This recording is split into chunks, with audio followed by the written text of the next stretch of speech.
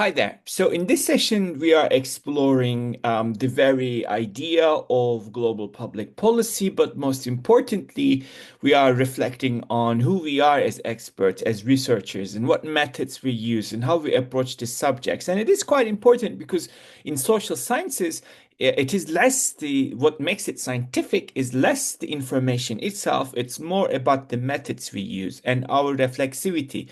In other words, awareness of what methods we choose and what factors shape these, right? And you will see in some of your readings a discussion between positivism versus post-positivism. This kind of contention that emerged, obviously, first in philosophy, in studies of epistemology and method and hermeneutics, and then applied to all social sciences. This very assumption that we make about knowledge. What is truth? Can it be known?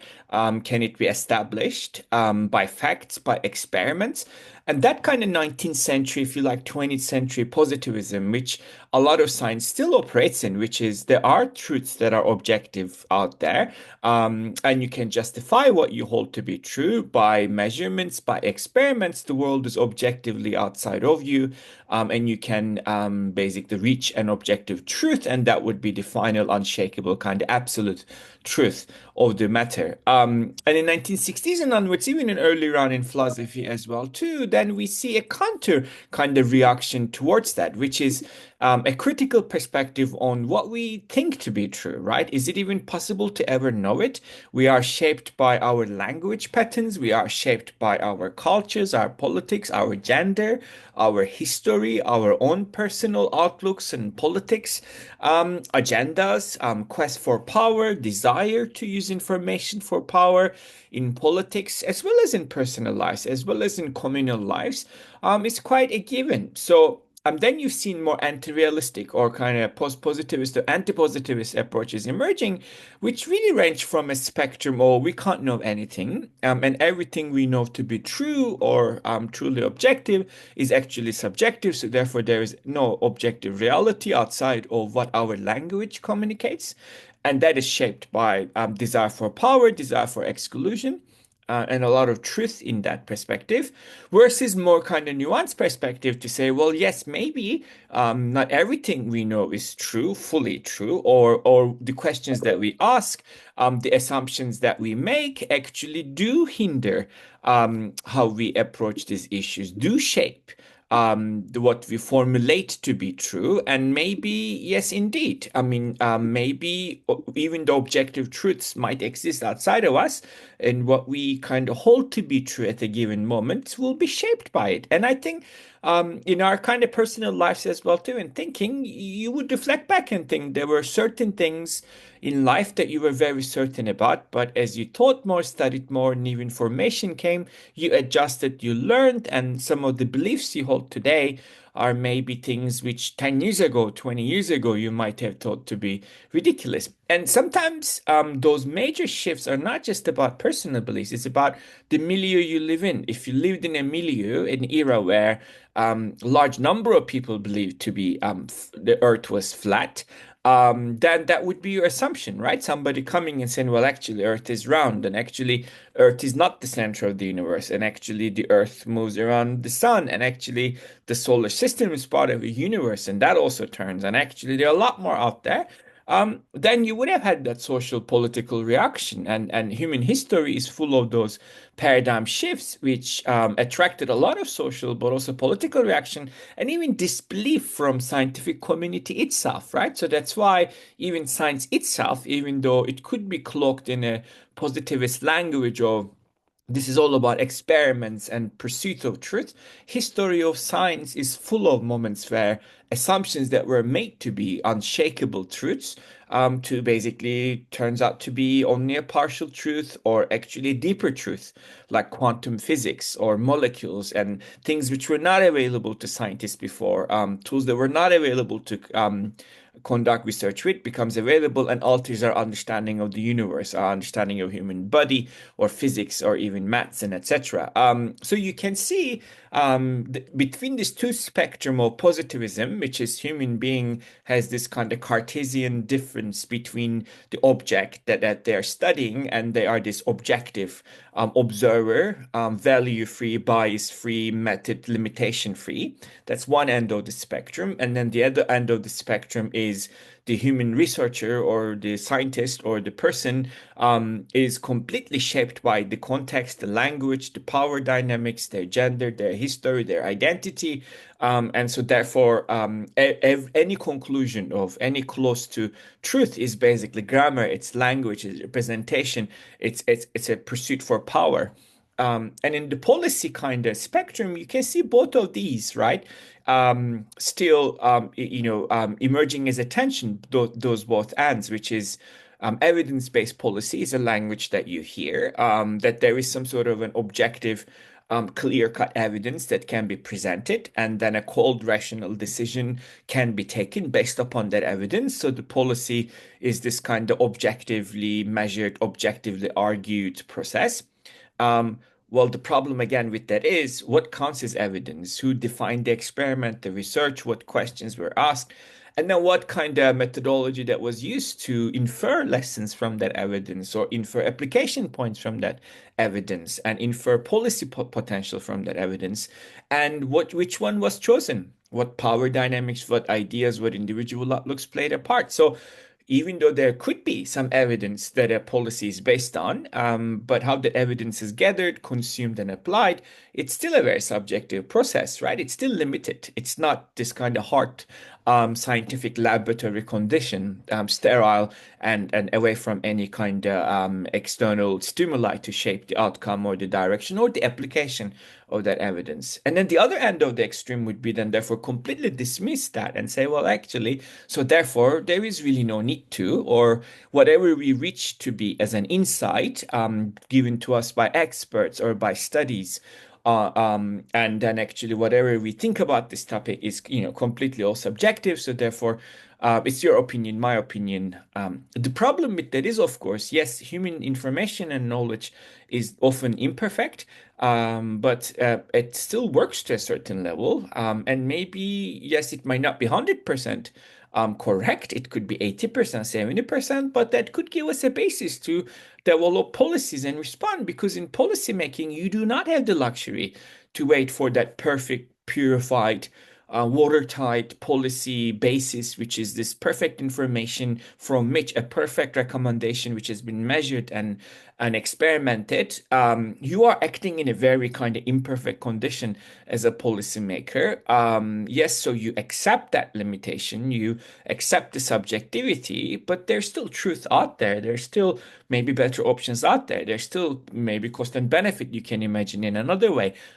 So we're not really doomed between these two ends to kind of imagine ourselves in a heroic 19th century scientist that by experiment can sort everything and establish everything, versus a 20th century anti-realist, which is there's really no reality out there, so it's all subjective. There's nothing to hold as a normative principle or a value that is shared by all, or it exists outside of us as a right or wrong. So it's pretty much who kind of dominates and what you choose. But maybe the truth is a muddier one in between, which is there are things we can do, there are methods we can pursue, there are approaches we can develop that would give us a reliable, plausible, and different epistemic judgment frameworks that could work for the time being. And then if we learn things, we can modify, we can adjust. If we are wrong on this, we can reinterpret. That's why we can approach our peers, we can have a peer review, we can look at the internal logic of the argument, we can look at whatever is available external to us to assess, we can get it reviewed by others who are not within our structure of policy making or social scientific research, and we can approach this in a kind of humble way, to say, well, actually, this is plausible, this is highly likely, this is probable. And these are the potential outcomes, but that's why we use a language of monitoring and evaluation in policymaking as an ingrained part of imagining a policy, because you need to continually monitor whether your recommendation that has been applied as a policy is actually working or not. So when you're approaching that for policy analysis, you have to entertain both the things that are there on themselves as a phenomenon you're studying, and also the very human process of how even that debate is happening, why is it happening, what ideas are winning, what are the power structures, influential networks, interests, vulnerabilities, human limitations, what are the options that was available to the policymakers and which one they choose. But this process of kind of analyzing policy, particularly global public policy, pretty much kind of has these challenges that are kind of three core challenges, as we already hinted in initially in this brief video. One is the very concept itself we need to be critical of, right? Global public policy. Those are the kind of policy issues that we often refer to that cuts across national boundaries, that has global implications like climate change or global economy or pandemics, right? Poverty, even conflicts, even terrorism, narcotics and organized crime. So there are all these kind of policy areas which cuts across national boundaries. Or sometimes we use that phrase, and some people do, to talk about a comparative approach to national policies on different issues across the world and how their comparison as a global kind of response to education, to gender empowerment, to healthcare works across different contexts, and what lessons we can learn, or best practices that could emerge from that. Obviously, the boundaries that we create within this, which is as local, national, and global, are difficult because how do you go and clearly define where they end? Do they exist neatly from each other? So is the local really far away from the global? Is the global really aloof from any locality? Because if you turn on your Netflix, right, most of the movies you will see are not really global. They're produced in Hollywood, a smaller numbers produced now in Korea, maybe. They're becoming popular in other countries if you choose change your language settings. But you realize where global might be international, but it still has dominance of particular languages and countries and policy structures, because not every economic structure or policy context is translatable or shares the same footprint as the others, and locals are never really disconnected from the global, and global is often dominated by particular localities, and it becomes this kind of cyclical, if you like, a dynamic kind of changing process where the local affects the global and global affects the national and the local. And so it becomes very difficult to pin down the boundaries of it, because we only think about it from a state policy perspective, a national state, a local government, and global institutions and treaties, and the policies like at World Health Organization, that all these kind of national bodies will agree, and then that will then come down and has an impact. But we have private companies, we have NGOs, we have international media, we have non-state actors like faith groups, churches, religious networks play a huge part in shaping what happens in locality, or delivery of a policy, which actually complicates kind of this picture. And then the other challenge is the challenge of integrity of expertise. And this is where I think any critical approach to a study in social sciences, and broadly, and as well as this very topic on global public policy, has to start with that humility and self-reflection, because as an expert, yes, there were times when plausibility of the experts became an important aspect of what was accepted, right? A technocratic kind of understanding of policy, where you have Professor so and so, Doctor so and so, who is an expert on XYZ and is telling the government, telling the media, or the general public what needs to happen on COVID and other issues, Brexit, and so on and so forth. But then you've seen that kind of backlash on expertise, right? In US, it's unfolding in other places. So having qualifications and having expertise is not necessarily seen as objective kind of scientific stand. And because they're strict to it, because an expert isn't, again, value-free human agent that kind of has all this cold facts and there is no disagreement, no different way of interpreting the same data. And the policy applications of that expertise also could vary substantially, right? You can look at the same issue as two experts, reach similar inferences of what it is that you're observing, but your recommendation might be completely different than another expert, shaped by, again, what you prioritize, what your politics are, what your value system is. So reflexivity, therefore, becomes an extremely important part, not just in our assessment of how a policy is made and a critical approach towards a positivist assumption that policymakers or languages might make, like evidence-based policy. But it is also about us as individuals, as researchers, to think about why am I asking this question? Why am I preferring this method? Why am I kind of sensitive about this issue? And what moral framework am I using to judge? And if I am to kind of build a policy proposal from this, what is it that basically I assume about my rationality, calculus, and outcomes, and etc. So we as experts are not only objective observers, not only we bring ourselves into the debate and research, but we also shape that debate. We also play a part in guiding it in one direction or the other, giving it a language, giving it even focus areas, which might be helpful, which might not be helpful. And experts acting together might also result into a very kind of wrong direction. We all make our kind of assumptions about the way things are. And then that finally, therefore, then also points out to, as you would see in some of your readings, the challenge of scholarship, i.e., academic studies or policy, and the application of policy, and the gap in between, which is can academic scholarship really be always or sometimes occasionally be a basis for good policy making? Are we actually asking the same questions as a policymaker who has a rigid kind of time frame, a political context, a institutional context, a budgetary limitation, personnel question, their own kind of career, their own stage, versus an academic policy that could come across as free from any kind of limitations and conclusions and actualization? There is often that gap that academic studies on policy could be too theoretical, could be making very high level normative points about things.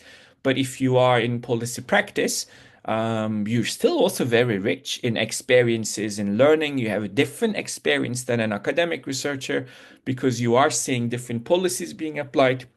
Different information is available to you that are not available externally, different experiences and reflections on what worked, what didn't work available to you, and limitations that shape you as a practitioner of policy, which an academic might not have. So you realize this kind of also contention in policy studies. Are we as academics or an academic study of policy?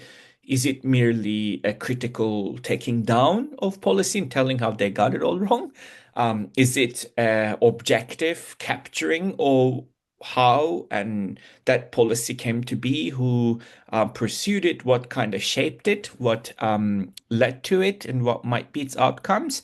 Is that, and then also who we are as academics, what we bring as experts, assumptions that we all make, or this milieu, the debate that we're having. Maybe that's actually where academic studies of policy could actually bring more value rather than think of academic study of policy merely as, well, we can do better solutions than you practitioners.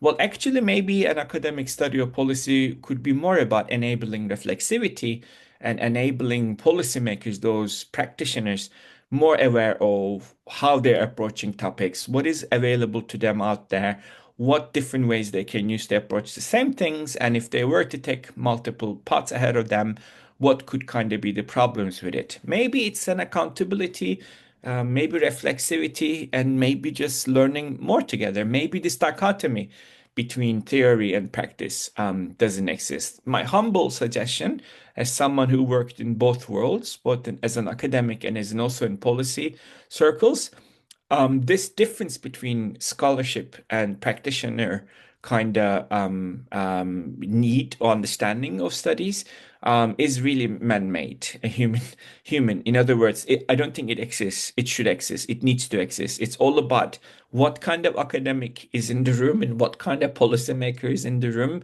and whether they both have that reflexivity to learn from each other and understand the limits of what they both focus on, their own methods, their own kind of orientation and potential outcomes. Because as an academic, you do not have a responsibility personally on the outcome of a policy proposal versus a policy maker or a practitioner has direct legal, social, and moral responsibility to what happens. So a bit of a humility and a cross-fertilization and conversation is probably the best way for us both as academics to be reflexive about how we approach a particular policy analysis, and also for practitioners to be reflexive about how they're approaching this policy challenge and how they are formulating it, and what they're thinking, what they're not thinking, and what they could learn from studies that are much more long term and more case studies in their making.